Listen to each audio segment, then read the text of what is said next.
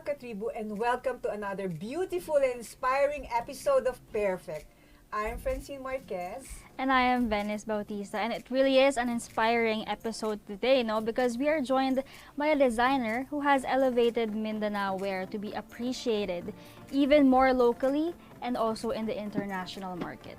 Yes, Venice, I totally agree, and I'm so excited. I think so are you. Yes. Through her brand, Kaayo, she's able to connect the retail world with the indigenous community of Mindanao. And not only that, she's also a hands-on mom of three, a wife, and homemaker. Yeah, so we are so pleased that this superwoman can join us today. So without further ado, please welcome the founder and designer of Kaayo, Marga Nograles. Hello and welcome to Pairfect. Hello everyone, maayong hapon sa tanan. Hello Francine, hello Venice, thank you so much for having me. Maayong hapon, Gid. Tama. Hapon, Jod. Good. Yeah. Welcome to Pairfect, Marga. Thank you for gracing our show as we celebrated International Women's Day last March 8th. We're still continuing our celebration this month by featuring inspiring women like you. And yes. Before anything, we're so stunned by your background. Where are you? And by your clothes, of course. But what you're wearing. Thank you so much. Yes, I'm actually in Davao now. So this is my mom's tinalak collection. And I am wearing a hand-beaded Tiboli jacket, of course, one of my favorites. Very beautiful. Yeah. And what have you been up to in terms of your personal life as a wife, mother, and as a fashion designer as well? I've been good. Francine, thanks for asking. I'm actually, like I said, I'm in Davao now. We just finished a big weekend, no? A number of my friends from Manila flew in to visit Davao, most of them for the first time.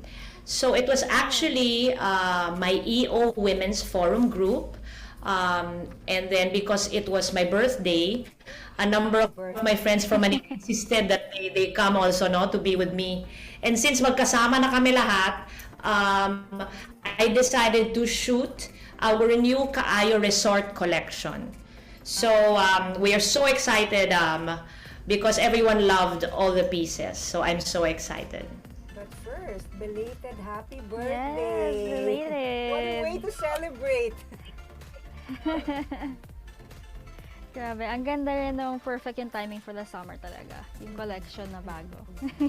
Yes, but before anything else, tell us what Kaayo brand is all about. Like a very brief history po, like what inspired you to create it, and were you always into fashion by passion and training?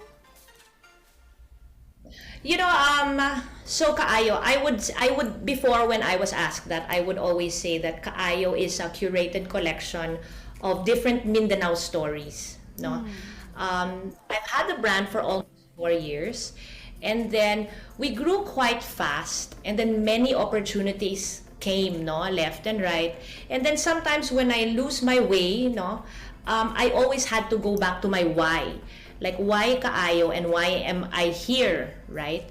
So when you ask me now what is Kaayo and why Kaayo, I would say two things. First, we are in the business of creating and inventing sustainable livelihood for our Mindanao indigenous tribes and women's groups. And next, we have also really set up a platform to promote Mindanao and what is uniquely ours, you know, as Mindanaoans and Filipinos. I suppose so many stories we have yet to hear about Mindanao, the culture, the rich history, everything. But what I want to find out right now is that in the beginning and in a sea of fast fashion, just bombarding us with all these foreign fashion brands, what struggles did you go through as founder and designer of Kaayo? You know, I would think I'm just lucky that I came in at the perfect time. You know, the timing was just perfect because it was when people were looking to buy with a purpose. You know, they wanted something unique, and they were more conscious of what they spent their money on. You know, they wanted to be able to tell a story. They wanted their pieces to tell a special story, and they also wanted to help, come together to help our women and our Mindanao indigenous tribes. So for challenges, I was just lucky that we were smoothly able to come into the market, I would think. So would you say that in the beginning, you already had that solid vision, that concrete dream to push to with the brand? No, not at all. Oh my gosh. In the beginning, I mean, it just happened. In the beginning, I really just wanted to help a mother and daughter from Lake Cebu. You know, I was just buying and selling their jackets just to give them a little cash, no? And then it turned into livelihood, and then it turned into a promise that I told them, this is forever. Don't worry, we'll do this forever, because you know it's their main livelihood now. So yun, and di napasubo tayo. And then Biglaan. everything just rolled and rolled and rolled. And Yes. rolled. Grabe, yung biglaang may vision na But I think that's destiny. Kasi Yeah. look at where Kaayo is right now. Yes, but when the pandemic happened back in 2020, how did you overcome the new challenges, the quarantine situation, the health protocols that we had, and then continuing your connection with the Mindanao, of course, the weavers? What happened to the weavers at the time? Yeah. You know, when the pandemic hit, we only really stopped for a short while, just a short while, and then we got back on our feet right away. You know, as Mindanaoans, as Filipinos, we're resilient people, no? So they were actually saying, "Ma'am, let's continue on, right? We're not gonna stop." So what we did was, we were upcycling and using everything that we had on hand. So for the tribes, whatever threads they had at home, whatever tinalak weaves they had at home, whatever beads they had, we used it and created collections from that. So we were upcycling everything. And then also at the time when I just committed to keep giving them something to work on, even if I didn't know yet what to do in Manila, no? I taught them how to make components. So I was buying from them hand beaded Tiboli strips. They were just strips, so I was just buying and buying just so they could go on working. And then I didn't know what to use them for yet. But you know, right now we use them for athleisure, like you mentioned earlier, no, Francine? We also incorporate them in our resort wear. So we're able to really use everything that we worked on during the pandemic. But when the lockdown first happened in March 2020, you were in Manila and the weavers were in Mindanao. How did you try to conquer that divide? You know what? I really am Manila-based. So it's really constant communication. I talk to them often, and then like when that hit, our conversations were like, okay, so paano to? Anong kaya natin gawin dyan na nandyan na? Di ba? So they'd be like, ma'am, ang madali dito is yung mga beads na puti, kaya natin kunin to lahat. So pwede natin to gamitin, ganyan. So I go, okay, sige, then let's work with whatever fabric you have there. Yan ang gawin nating collection na. You know, we're inventing as we went along, one day at a time. But weaving is a very visual medium, di ba? So how did you go about it? Like, how do you go about the process itself? This is the design I want, or how did it go? Well, what I do is I send them pegs, I draw, and then, although I can't draw, no? So parang yung talagang may instructions lang na when they understand me completely. Then, they incorporate their own design. So they will tell me, okay, it cannot be like this, we recommend like this, and then we make it happen. So they make samples as we go along, and then it's approved. You know, as they finish, we approve, then we mass produce, then it's a back and forth. My mom, who is my partner in Kaayo, is Davao based. So she's the one who's able to see the work right away, able to communicate with them easier. Right when they were able to visit us in Davao, they would come to see my mom, you know, show them their work or whatever's new or their recommendations. So yun, it was really a one day at a time. What about on the part of your maybe buyers? I mean, at the time, probably they're yearning to get a Kaayo piece. How Yeah. did you go about it? This one, guys, this is talagang yung you had to, we call it social listening, you know? So, syempre, no one was buying ternos or ball skirts, Yeah. right? Like, paano po ngayon? Di ba? So, that's why first our athleisure collection was born. Because during the pandemic, we were stuck at home. And then with the trend was, you know, get up, move, work out, dance, jump, skip, di ba? Yes. Workout clothes. Di ba? Nauso si workout clothes. So I was like, okay, workout clothes, let's do this. So I found a partner who was doing local workout clothes. And then we were able to find a way to incorporate the Tiboli hand beading into the collection. So that worked, and we're still doing that. And then earlier on, also we did PPE inspired pieces using microfiber. Again, incorporating tribal embroidery and then beadwork. So yun, we just had to listen to what people needed. Funnily, we have one parang jumpsuit, like a PPE inspired jumpsuit that was so saleable. So we were making and making, it was always kulang. And then suddenly at one point, I made so much, they didn't care for it na, right? They needed something else again. And so quickly, you know, it changed so quickly. So really, I learned it was really a one day at a time. You know, we have to listen properly before we even create. And we cannot create too much because things are moving slower than before, but at least they're moving. And how did you, of course, e-commerce was a big thing. How did you get into that? How did you go about bringing your The pieces, yes, Kaayo your pieces. to the homes of those in quarantine, but want a Kaayo piece? Yeah. So no, we were quick to set up online. But in the beginning, it was also slow. People wanted to see the pieces, fit it, feel Yeah. to us. But we learned how to be able to take care of them. So from our online, we also now have Zoom consults wherein we can Oh. yes, and then they can choose what they want, and then they pick up from us what they want to fit, what they want to see, and then they return what they won't buy or whatnot. So it's really more of a customer service based experience now with us. We did a pop-up in SM Aura. So in that pop-up, all my staff had phones, and then instead of customers coming to the store, most of the customers would do a Viber call.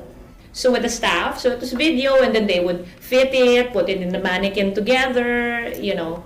Wow. So you know, Nakakatuwa kasi parang high-tech meets indigenous. Oh, yeah. Ang ganda. really guys, it's really a modern Mindanao. Di ba? Correct. Oh, how interesting. Yeah, so really, you changed the attitude of many Filipinos, even foreigners, about Filipino wear as before, di ba, costumey. But Yeah. I was able to show that wearing clothes using Mindanao weaves can be fun, fresh, fabulous, and Yes, sporty. beautiful. How did you get into this design sensibility and mindset? Ang hirap kaya to shift to that na pwede pala. Oo. It is my honor to hear you say that we've actually succeeded. No, that was our dream. Our dream was to have people wear local, not just for Linggo ng Wika, Yes. Oh. diba? But really for every day because we can, right? Which is why also when I started, I didn't want the pieces to be too pricey because again, we wanted all Filipinos to wear Filipino. No, that was where we wanted to go. How did I how did I achieve that? I think first, I'm Mindanaoan, I'm a Davaoeño, I'm a Mindanaoan at heart. That's my legacy, no? But also alongside that, I was working for a designer, British brand, Paul Smith, for almost 5 years. I was their women's buyer. So they would send me to Paris twice a year to buy for the women's collection. So of course, those 5 years also was ingrained into me, the experiences I had, my learnings. So maybe, without even really planning it, I guess I was able to mesh both worlds together to make it work, to create nga again this modern Mindanao that we have right now. But of course, the Mindanao weaves are very rich in centuries-old tradition. Did you get any hesitation from the weavers themselves na, ma'am, di pwede. Kasi this is what our This is grandmothers ours. or Yeah. our ancestors taught us. I mean, in terms of design, weaving, etc. Did you get any resistance in the beginning? Mine is a relationship with every weaver, every tribeswoman that I work with. So there are some that are more sensitive than others, but it's always a conversation that we have to have. When I did the athleisure collection, I was talking to Elena and Gigi from Lake Cebu to ask them if, can I do this? Okay lang ba to na may beadwork, tapos may pang-workout, ganyan. Oo. And yes ma'am, okay lang yan because you're not cutting any traditional cloth or not, no? It's handiwork. So it's the work of their hands that they incorporated into the athleisure wear. So they're proud to even have it and for all these Filipinas to wear their work, no? But other times, like let's say I have a collection, like this is my mom's collection of tinalak. Next time, I will show you my collection of tinalak. Okay. It's, Wow. it's colorful, I guess it's younger, no? So parang bright blue, but bright orange. I cannot bear to cut it. I cannot. Like I look at it and I'm like, okay, maybe nice if we use as maybe throw pillows but I really can't. So it's just there. I put it in my backdrop, or I'm thinking now I can clad it in my wall in the future. So yeah, it's tricky. So it's always important to have that conversation with whoever artisan you're working with. Yeah, just like nakakatuwa na, and nakakataba rin ng puso, I think, na it's not just Kaayo's achievement, it's just basically Filipinos' achievement din, Yes, that we're yes. bringing to light these designs into the international setting as well, and that, yun nga, Kaayo's changing the mindset of the people, na it can be fun, fashionable, beautiful, right? So there we go. Guys, I always say Kaayo is not just mine, but it's really the coming together of our weaver of Mindanao and the collaborations that we've had and all those that have supported the brand. They come to support because they want to help the weavers, the women. It's really women helping women. So really, again, now Women's Month, it's just a reminder that if everyone comes together to help and support each other, there is nothing we cannot not do. That's true. That's true, and beautifully said. Yes, that's the power of female energy. Yes. Working in Kaayo as well. And we'd love to know more about you, Miss Marga, and also the Kaayo brand and the other future plans as well. So, but before all of that, we'll take a short break. Perfect, we'll be back.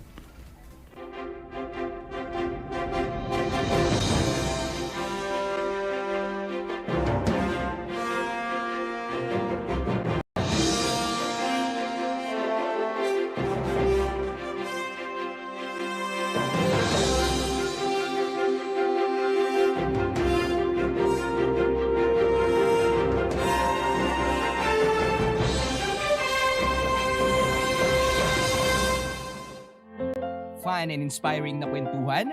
Sagot na yan ang programang Spotlight ng Daily Tribune. Makipagkwentuhan at kilalanin ng iba't ibang personalidad na kilala sa kani-kanilang larangan. Manood at makinig sa mga inspiring stories na kanilang ibabahagi kasama si Nina Ventura at Jojo Silvestre. Be ready ng mamangha at matuwa every Thursday alas 2 ng hapon dito lang sa Daily Tribune Facebook page at Tribune Now on YouTube. Mga impormasyong direktang makukuha mula sa sources at diretsahang usapan. Yan ang ating daming sa inyo sa programang Straight Talk. Samahan nyo kami sa makabuluhang talakayan live tuwing Martes alas 10 ng umaga sa official Facebook page ng Daily Tribune at Tribune Now on YouTube.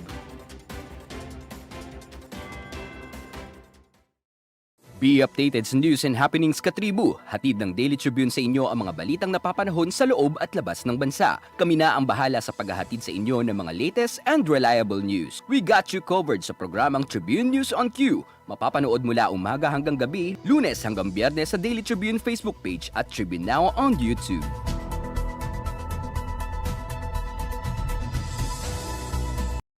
Alamin ang latest entertainment at sa mga paborito nyong celebrities kasama si Pocholo Concepcion sa programang WhatsApp. Makibanding at kwentuhan kasama ang mga kilalang personalidad sa entertainment industry. Sama-sama natin silang kilalanin at silipin ang makulay nilang mundo every Tuesday at 2 p.m. Kaya sit back and relax lang kayo mga katribu. Hanapin at ilike ang Daily Tribune Facebook page at Tribune Now on YouTube. Dahil sagot na namin ang masayang...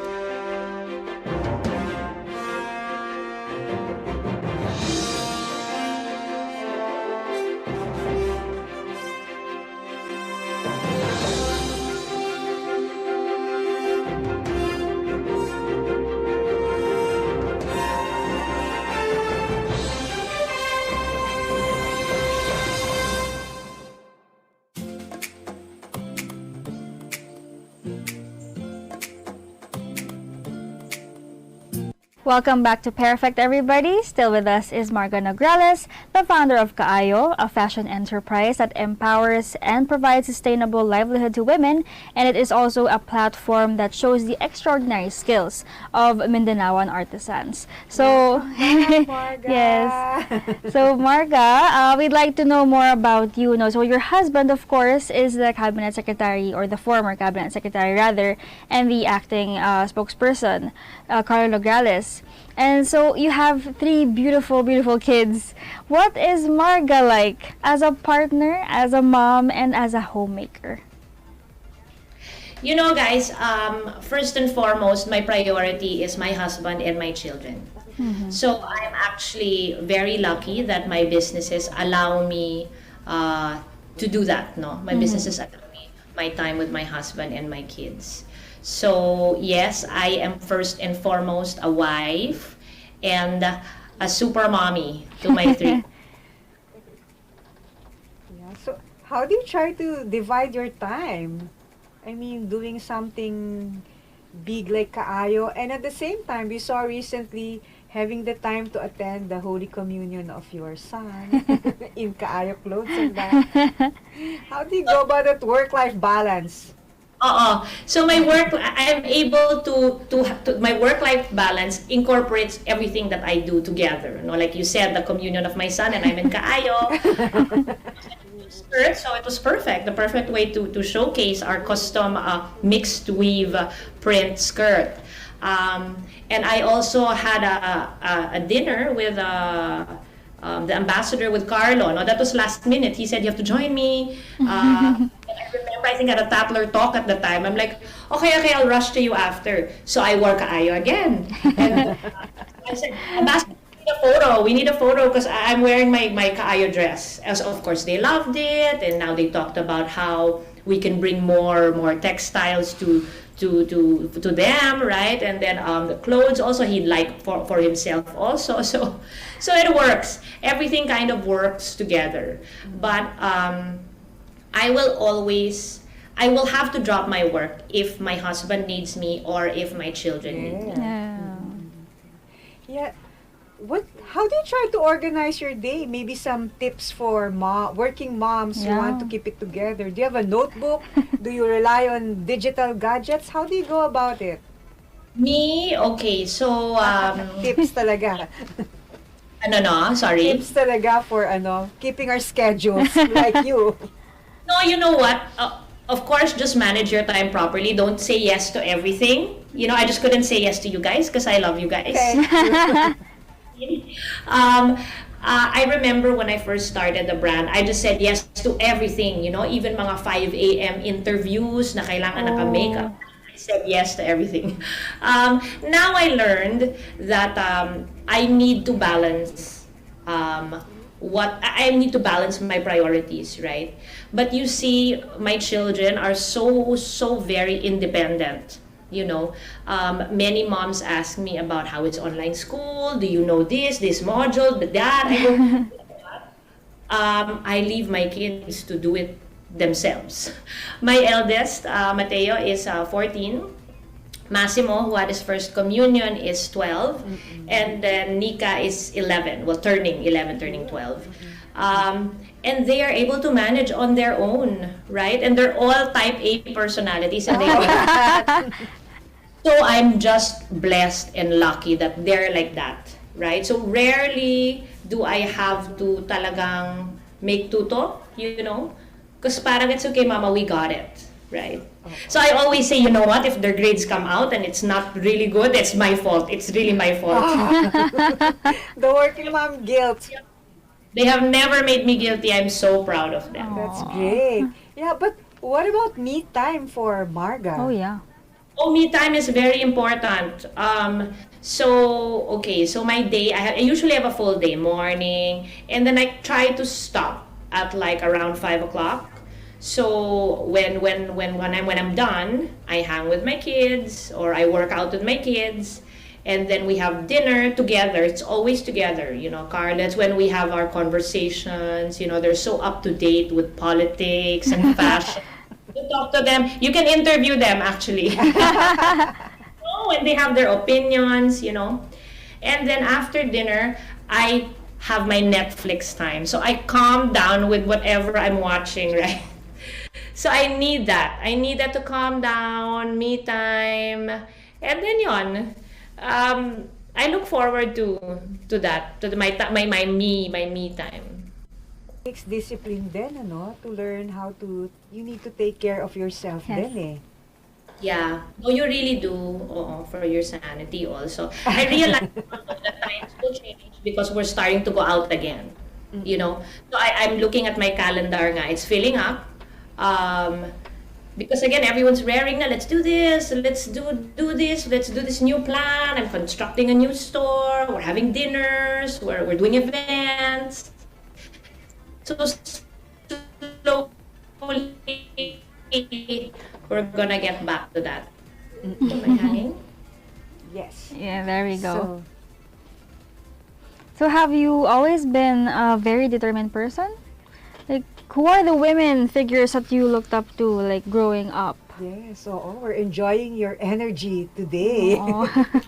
I'm so sorry, my internet's kind of acting up, ha? But anyway, you can hear me, yes? Yes, Yes. of course, very clear. I've always been a determined person. That's funny. I am the eldest in my clan, no? In my generation. So I guess I'm the ate.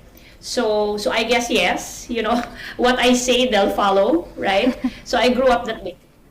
But if you ask me, the two, maybe my top two women who've influenced me in my life, I would say first, it's my Lola Pat. You know, growing up, she would always tell me and my cousins and always remind us that we are only here in this world to be of service to others. That's the only reason why we're here. So we grew up seeing that, and she would teach us always to give whatever extra we have, however way we can, no? So she's the matriarch of our clan, and she's always postura, always maayos. But for her, really, it's really just to give back and to serve. Wow. So next is my mom. Of course, my mom is my partner in Kaayo. I'm the only child. I am her one and only. And her passion and heart for the brand is really something that I pick up on, you know. She always reminds me why we're here and why we're doing that. My mom has had a relationship with the tribes for maybe 20, 30 years already. She's been doing volunteer work for them and really just finding ways, more ways to help them. Her goal really is just because she wants them to have a better life, you know. So of course that's where I pick up all of this from. And of course, you know, sometimes you don't realize that, or you don't really think about that too much, but they always remind me. So those are my my top two. That's so inspiring kasi parang women, uplifting women is really in the DNA of Kaayo, as you're telling us right now. Yes, and you know, it's not just me, my mom, the tribes. It's also all our customers and supporters, the type of woman that buys Kaayo is also an empowered woman, because the reason why she's supporting us is because she understands the essence of what we do and why we do it. So I'm so grateful for all of them. I don't want to name because I might forget, so many of them, and you guys, you know who you are, and I am grateful. We are only here because of all of you. Grabe, sobrang rinig sa boses ni Marga, yung talagang genuine Yes. gratefulness niya and being inspired from all these women. But I'm curious, like, what advice do you often tell your kids, and what are your hopes and dreams for them? Like you said, recently, Massimo had his first communion, right?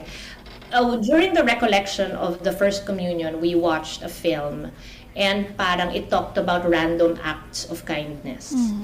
So, in my letter to Massimo, I told him, always choose to be kind, If given the choice in life, you always choose to be strong and kind, I told him, because there is power in that. There is power in kindness, right?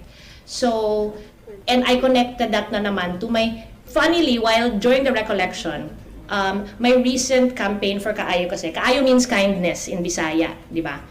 So, my recent campaign was Kaayo Random Acts of Kindness. So we wanted to inspire random acts of kindness that we can do every day, right? So after that recollection, it's strange how God speaks to you, in so many ways.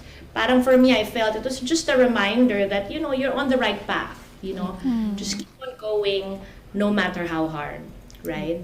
So going back to my kids, how do I teach them? How do I inspire them? I would say the best is to lead by example. I never force my kids to do anything. For me, whatever you want to do, I will support you. Where you want to shine, go ahead, we will support. And again, like I said, I'm lucky naman, they see their dad working so hard, and of course, they're inspired. Parang sila na lang yung nahihiya. Diba?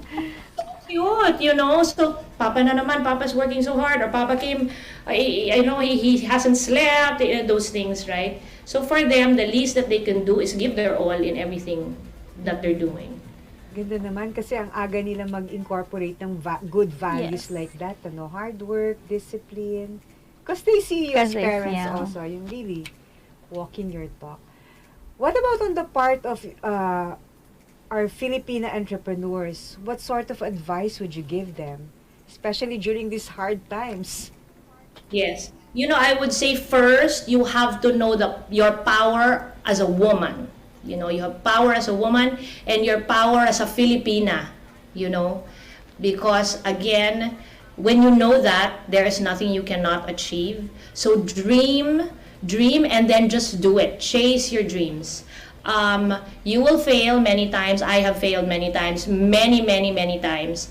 But you just pick up and keep on going. And then really just chase your dreams, and then it'll happen. I wrote a quote. I'll read it to you. It said, as soon as you begin to pursue a dream, your life wakes up and everything suddenly has meaning. So yes, go for it, go. My goodness. Grabe. I think I'm about to break up, Marga. And you're not just giving advice to entrepreneurs, yes, but to everybody. life. Every single Filipino Yeah. listening to you right now. I'm about to cry. Yeah, so moving Resonated with me. Yeah. Yeah, especially right now when we want to hear that. Yeah. Your life wakes up. That's true. So let's just encourage everyone to just keep on going. Yes, grabe. Yes. Yun lang naman, di ba ma'am? Yun lang, that's the only key to what we're facing right now, is just to be kind and encourage everybody, Yes, like what yes. Miss Marga said. True. And Marga said it very well. Yes, so we'll talk about more about you, Miss Marga, but before we do that and explore more of the games that we have, May games? we'll take another break.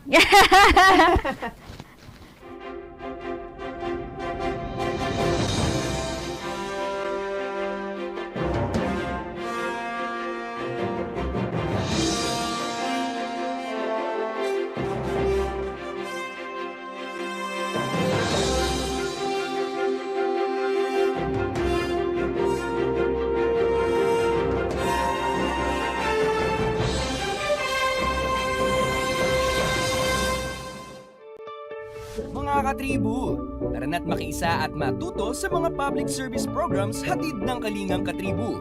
Tuwing Lunes, nandyan ang usapang business na magbibigay tips at inspirasyon sa mga aspiring entrepreneurs kasama si Vernon Velasco. Tuwing Miyerkules, usapang pangkalusugan naman ang tatalakayin ni Miss Cory Quirino sa Health and Wellness. At tuwing Biyernes naman, kung legal advice ang kailangan mo, sagot ka na ng Legal Diaries kasama si Elmer Navarro Manuel at mga guest lawyers. Lahat ng niya mapapanood tuwing alas 3:30 ng hapon sa Daily Tribune Facebook page at Tribune Now on YouTube. Mapalutong bahay man o sumptuous meal for special occasions, sagot na kayo ng tropang Kalanpag. Dahil atid sa inyo ng Daily Tribune ang fun and exciting cooking show na Kalanpag, manood at matuto kung paano lutuin ang mga favorite nyong recipes. Sabayan pa ng fun and inspiring na kwentuhan sa kusina. I-upgrade na rin natin ang mga nakasanayang traditional dish ng pamilya.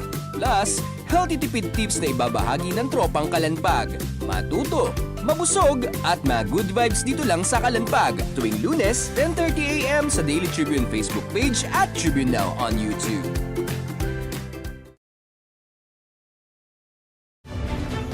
Mahalin natin ang Pilipinas. Lilipad na ang agila, magtatanggol, magmamahal sa ating bansa. We shall fly, soar, fight, and win! Maasa, intay, sara, sa'yo.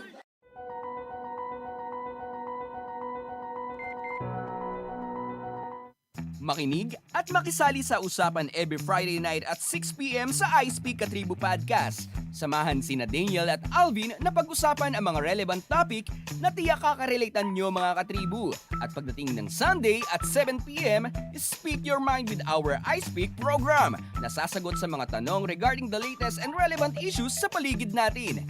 I-like at i-follow nyo ang Daily Tribune Facebook page at Tribune Now on YouTube para updated ka sa mga latest episode namin mga katribu.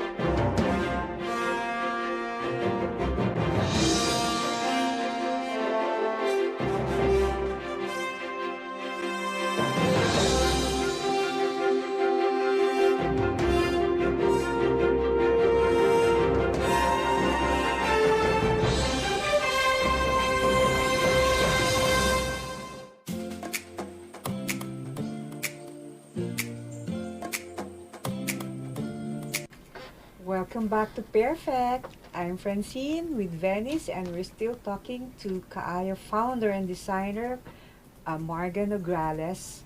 Hello, welcome back Hi. Marga. Wow, we want to learn more about you, but for this segment, let's make it a little bit more fun. So we'll have a little game called Fast Talk where we ask you different questions and you have to answer snappily.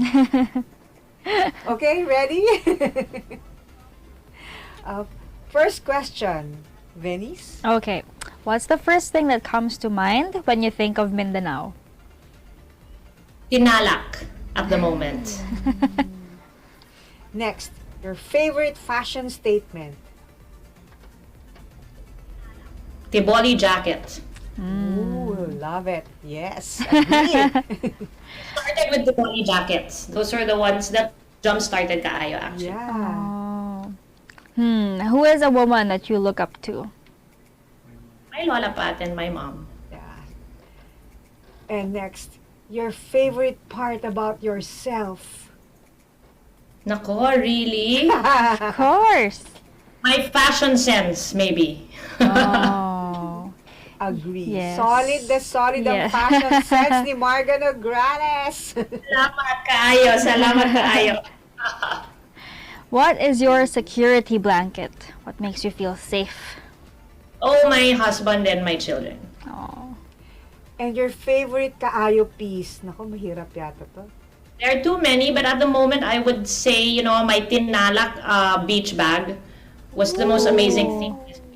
So I love it. Describe the Mindanaoan tribes in one word. They are resilient.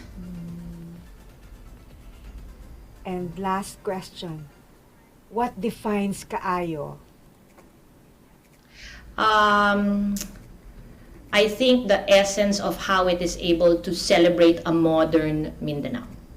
Yes. Diba? Very unique ang Kaayo. Like, Oh, yeah.